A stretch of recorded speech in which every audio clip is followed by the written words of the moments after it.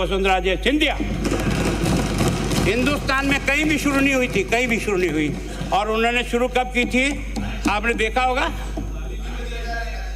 अरे मैं भी बजा रहा हूँ, क्या दिक्कत क्या है? अच्छा काम करो तो नहीं बजाना है क्या?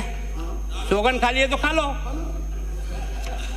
भामाशाह स्वास्थ्य बीमा योजना है ना, इसके प्रथम के अंदर जो है ना वो 13-12-15 से शुरू हुई और ये आपकी से चलती रही 18 तक है ना, 19 तक दिसंबर तक। उसके बाद आपके पास आ गया आयुष्मान। पैसा तो था ना, तभी तो देते थे, बाकी कहाँ से लाते थे? बजट में कोई प्रावधान कर रखा होगा, उसी में से दिया होगा, न तो उन्होंने अपने घर से दिया ना आप अपने घर से दोगे। फिर उसके बाद में आयुष्मान योजना आ गई केंद्र की, वो आ गई थी 1/9/19 को। और आपने उस योजना के ज्योति पोषण में आपने पहला काम जो है ना 3 का प्रथम द्वितीय और तृतीय उन्होंने किया। आपने प्रथम चरण जिसका नाम बदलता हूँ कि आपको नाम से एलर्जी है तो नाम से एलर्जी तो जनता बताएगी कि नाम से एलर्जी का अर्थ क्या होता है। भामाशाह खराब शब्द था, आपने देखा होगा ना। ये प्रथम चरण में और अभी जो आपने ये जो 10 लाख दे ताली ये कब से शुरू हुई है? ये अप्रैल से है। अभी कुछ दिया है कि नहीं दिया है? तो इसका दिया, इसकी संख्या बता देना कितना पैसा दिया है केवल और केवल जनता को। और ये सारा पैसा आया केंद्र का, आपने नहीं उठाया। आप ये जवाब में दे देना कि आयुष्मान का जो 5 लाख रुपया उन्होंने किया वो आपने उठाया कि नहीं उठाया, या आप अपनी जेब से दिया है। इसी तरह से आपने ये जनता क्लिनिक क्यों धोखा देते हो यार जनता को? कमाल करते हो यार। जब मैंने इसको सारा पढ़ना शुरू किया ना तो अध्यक्ष महोदय मैं चकित रह गया, मेरी भी नॉलेज नहीं थी, ईमानदारी से कह रहा हूँ। ये जो है ना जनता क्लिनिक, ये केंद्र की शहरी हेल्थ वेलनेस सेंटर, इस योजना के तहत पैसा आया आपको, 15वें वित्त आयोग से आया और आपको 106 करोड़ रुपया मिला। और आपको ये कहा था कि 142 सेंटर आपको बनाने हैं। आपने अभी तक किया है 38 बनाए। कितने? पैसा है आपके पास। पैसा होते हुए भी आपने 38 जनता क्लिनिक जो है ना वो अभी तक प्रारंभ कर पाए, बाकी आपके अभी पाइपलाइन में है। अब ये जल जीवन मिशन जिसके बारे में आपने बहुत अच्छा राज्यपाल महोदय से कहलाया, उनको तो पढ़ना पड़ता है जो हम आप लिख के देते हैं। माननीय राज्यपाल महोदय के बिंदु संख्या 164 जल जीवन मिशन के अंतर्गत प्रदेश में 39,521 गाँव में 10,655 सिंगल और मल्टीवेटेड योजना तथा 133 वृहद परियोजना सहित कितना है 69,940 करोड़ रुपए की आपने ये सारी योजना रखी है। और आपने सच को तो स्वीकार कर ही लिया कि अब तक जो आपने इतने सालों तक राज किया, हमने भी किया 70 साल में। और इस योजना के आने के पहले आपके यहाँ केवल और केवल 11,000 घरों में कनेक्शन थे, 11,000। इस योजना के आने के बाद अभी हमारी जो संख्या है वो 31,26,000 से अधिक परिवारों को हम कनेक्शन पहुंचा रहे हैं। अब ये जल जीवन मिशन का मैं तस्वीर बताता हूँ आपको। ये 15 अगस्त 2019 से शुरू हो गया था और इसके तहत 24 तक आपको 50 लीटर प्रति परिवार को देना था। और 24 में राजस्थान में 1,05,30,058 परिवारों को नल कनेक्शन द्वारा जल पहुंचाने का लक्ष्य था। इसके विरुद्ध 11,74,131 घरों में नल कनेक्शन योजना चालू होने से पहले, इस योजना के आने के पहले से ही नल कनेक्शन राजस्थान में थे। और 25/1/23 तक का 25/1/23 तक 55,527 घरों में से केवल 25/1/23 तक 21,28,946 कनेक्शन हुए हैं। वो भी अभी जैसे माननीय सदस्य कह रहे हैं ना, केवल टूटी खड़ी कर दी, पानी आया ही नहीं, तो वो तो अलग है। ये सारा मिला करके हमने कितना कवर किया? 31%। प्रदेश में कुल 43,207 गाँवों में 100% जल देना है। कितना? 100%। और अभी आपके इन विद्वान साथी जो बैठे हैं ना, ये रोजाना आ जाया करें तो थोड़ा इनका ज्ञान बढ़ेगा। तो सदस्य बोलता है ना, वो फालतू बातें नहीं बोलता है, इनको कुछ सीखने के लिए मिलता है, पर इनको सबको फुर्सत नहीं है। बस दुर्भाग्य है। देने के लक्ष्य के विरुद्ध 25/1/23 मैं आपको जितना लेटेस्ट में इकट्ठा कर पाया वो मैंने करने का प्रयास किया। राजस्थान में 1572 गांवों को 43,000 गांवों में से 1572 गांवों को 100% नल की टूटी पहुंची है और 22,118 गांवों में कार्य प्रगति पर है, लेकिन 19,517 गांवों में काम चालू ही नहीं हुआ। अब आपको मैं बताऊं कि केंद्र ने आपको इस बारे में नकार देना कि केंद्र में आपने 27,000 करोड़ रुपया दिया कि नहीं दिया इस योजना के तहत, और आपने खर्च कितना किया है?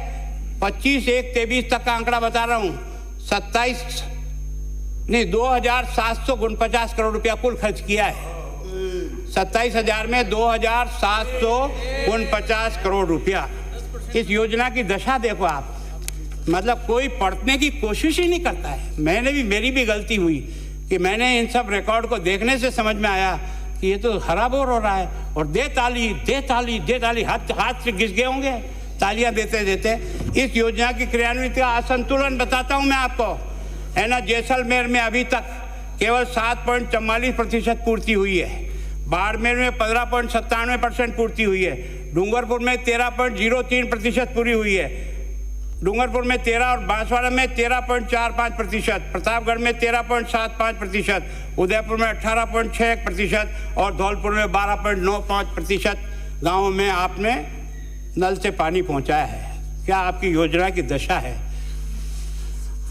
अब आप नाराज होंगे कि हमने फ्री रजिस्ट्रेशन कर दिया। ये सब विद्वान जो है ना इस डिपार्टमेंट के, होम डिपार्टमेंट के, यहाँ बिराजे हुए हैं। मैं भी उस डिपार्टमेंट में रहा हूँ। कोई भी सरकार आ जाए, कोई भी चला जाए, इन कुछ मुकदमों के बारे में अगर कोई कंप्लेंट करता तो उसको FIR दर्ज नहीं करा, ऐसा बहादुर बहुत कम दिखाई देता है, कभी नहीं होता है।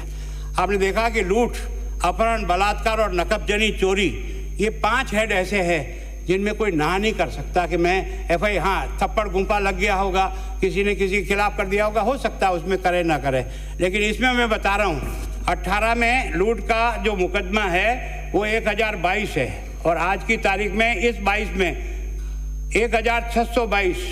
इसका मतलब 36% आपके अंदर लूट के प्रकरण 18 से 22 में बढ़े हैं, अपहरण के 34% बढ़े, बलात्कार के 38% बढ़े, नकबजनी के 32% बढ़े हैं और चोरी के 28% बढ़े हैं। अपराध बढ़ रहे हैं कि घट रहे हैं? आप कहते हो FIR करने के, या इसके कारण से वो भी बताऊंगा नमूना आपको FIR का क्या स्थिति होती है। मेरे सब अधिकारी यहाँ बैठे हैं, बलात्कार के मामले में राजस्थान पूरे देश में प्रथम स्थान पर है। ये कहाँ से है? नेशनल क्राइम रिपोर्ट है, जहाँ देश में 21 में बलात्कार के 30,016 मामले दर्ज हुए, वहीं अकेले राजस्थान में 30,000 में से 6,337 प्रकरण दर्ज हुए हैं, और दिसंबर 22 तक की संख्या बढ़ करके ये हो गई 7,093। इसी तरह महिलाओं को छेड़छाड़ के मामले में भी राजस्थान प्रथम स्थान पर है, 7,945 मामले दर्ज हुए हैं, जो देश में सबसे अधिक है। महिलाओं के अपहरण के मामले में भी यानी 70,000 कुल राष्ट्रीय 70,000 मुकदमे दर्ज हुए, उसमें 5,964 आपके यहाँ दर्ज हुए हैं। आज जिसके बारे में आप और मुझे चिंता करनी चाहिए जो है ये अनुसूचित जाति अत्याचार, इसमें मैंने वही 3 हेड ली गए, हत्या, बलात्कार, इसी में से आपको लगागा 47% अपराध बढ़ा है अनुसूचित जाति अत्याचार में 18 की तुलना में 22 में। अनुसूचित जनजाति 56% 18 की तुलना में 22 की तुलना मैंने की, 56% अपराध बढ़े हैं। अब आप एक जो बात बार बार कहते हैं ना, आपको और मेरे को आंख खोलिए अखबार के माध्यम। 1 जनवरी 19 को हमारे यहाँ पॉक्सो एक्ट, जो छोटी बच्चियों के साथ जो दुर्घटना हुई, उसको पॉक्सो एक्ट के तहत तैयार करके मुकदमा दर्ज करते हैं। और मुकदमे दर्ज कितने हुए हैं? 6,467। उसमें से आपने FR कितनी लगाई है? 1350, 20%। अगर उसने इतना भयंकर अपराध का किसी में दोष लगाया तो मुकदमा दर्ज कराओ ना, चलो उसको जेल भेजो जिसने गलत रिपोर्ट दर्ज कराई। लेकिन ऐसे काम को छोड़ देना इसका मतलब अपराध रोकना थोड़ी चाह रहे हैं हम। अगर उसने गलती की दंड दो, लेकिन मुझे दुख है इसमें जो 20% राजस्थान का एफआर है उसमें 42% एफआर अकेले भरतपुर जिले का है।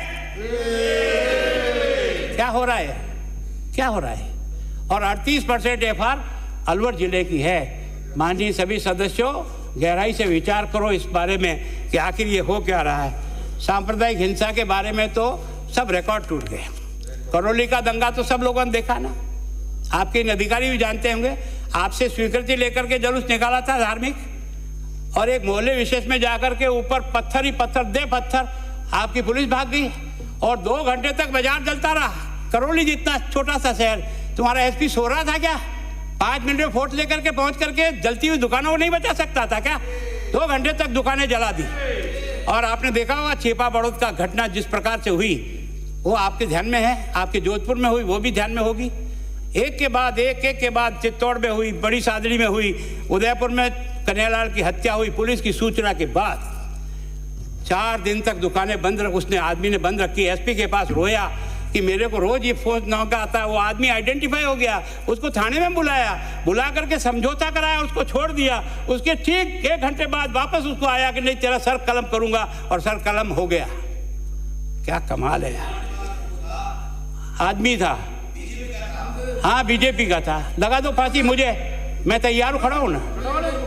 बीजेपी हो तो कोई चिंता नहीं, बीजेपी हो तो क्या है, फांसी लगाओ, उसको भी लगाओ। मैं उसमें बीच में आ जाऊं तब बोल देना। इतनी बात करती हो। पिपाड़ शहर में जुलूस निकला, उसमें लगाया सर कलम के नारे लगे कि नहीं लगे बताना। ये जो कोटा में पीएफआई को तो आप स्वीकृति देते हो जुलूस निकालने के लिए, पीएफआई को तो स्वीकृति देते हो। हम अपनी रामनिवारी का जुलूस निकालते हैं तो धारा 144 लगाते हो। अच्छा है ना। रोजे के समय तो बिजली मिलेगी, रोजे के दिन तो बिजली नहीं कटेगी, और हमारे त्योहार में बिजली कटेगी, इसकी आपको कोई चिंता नहीं। तो वैमनस्य पैदा होगा कि नहीं होगा मनों में? आप जानबूझ करके वैमनस्य पैदा। अध्यक्ष महोदय, मैं भ्रष्टाचार के नमूने आपके पास अध्यक्ष रख रहा हूँ। मुझे बहुत दुख है इस बात पे। एक बताना, मैं फिर कह रहा हूँ मान सदस्य, ये बताना गलत है। मान सदस्य, आई विल नेम यू। ये बंद कर, नीचे रखिए इसको नीचे रखिए।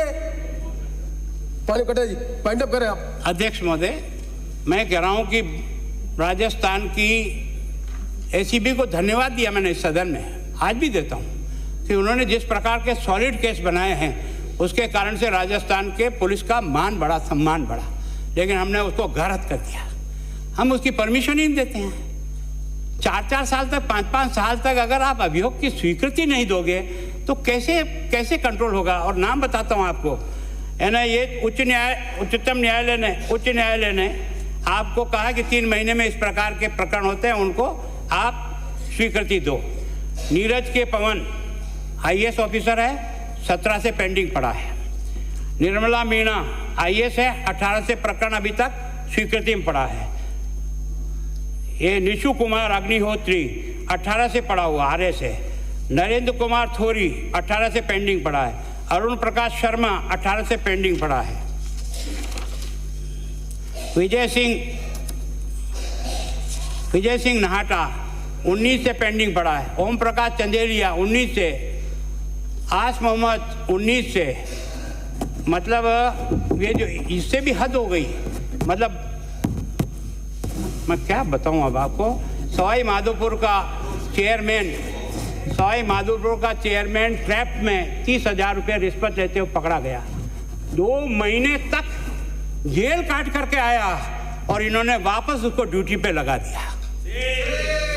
क्या है ये किस सीमा तक जा रहे हो भाई? ये वोटों की खेती न तुम्हारे काम आएगी न मेरे काम आएगी। ये देश ही काम आने वाला है। ये वोटों की खेती के पीछे पागल मत हो जाओ। इस तरह से बचाने का पर सारे कुएं में भांग पड़ी, मैं कहाँ जाऊँ? मुझे बहुत दुख है। लक्ष्मण गौड़ जैसा आईजी पकड़ा जाता है ना। धन्यवाद देता हूँ एसीबी को कि उन्होंने कम से कम हाथ डाला।